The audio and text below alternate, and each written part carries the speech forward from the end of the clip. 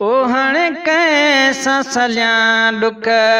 सूर अद्यूं वया साथी साथी छड़े है हण कैसा सलिया डुक सूर अद्यूं वया साथी साथी छड़े वया साथी साथी छड़े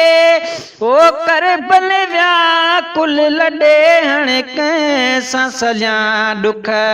सूर अद्यूं वया साथी साथी छड़े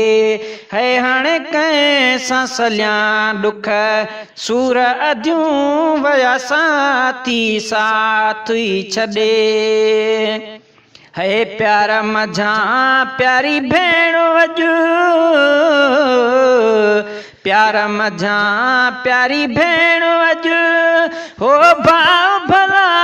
कंखे सॾे हण कैसा सलिया डुक सूर अद्यूं वया साथी साथी छड़े है हण कैसा सलिया डुक सूर अद्यूं वया साथी साथी छड़े है दुआऊं कयो सभई वरी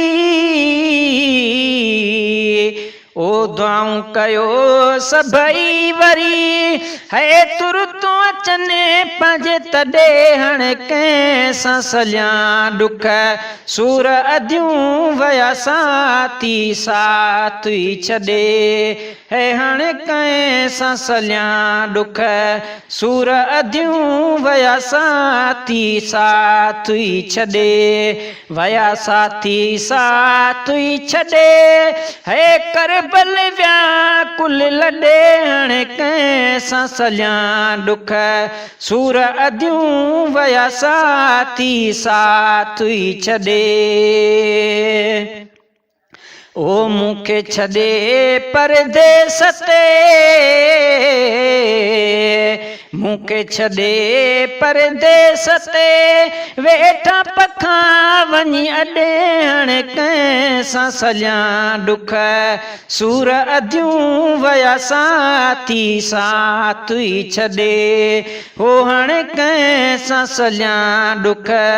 सूर अद्यूं वया साथी साथी छड़े वया साथी साथी छड़े है कर बल व्याकुल लड़े हण कैसा सलिया डुक सूर अद्यूं वया साथी साथी छड़े है लालच यजीद पलीत जी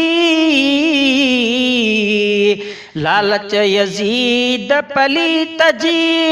ओ थुडन सां छजऊं थुडे हण कैसा सलिया डुक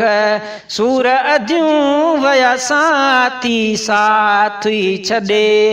है हण कैसा सलिया डुक सूर अद्यूं वया साथी साथी छड़े है ज़ाकिर जो क्यों शल पंहिंजो ज़ाकिर जो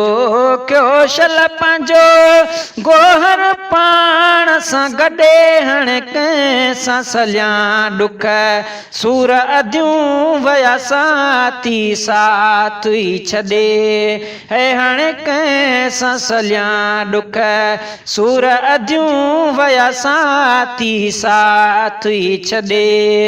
वया साथी साथी छड़े कर बल व्याकुल लड़े हण कैसा सलिया डुक सूर अद्यूं वया साथी साथी छड़े हण कैसा सलिया डुक सूर अद्यूं वया साथी साथी छड़े।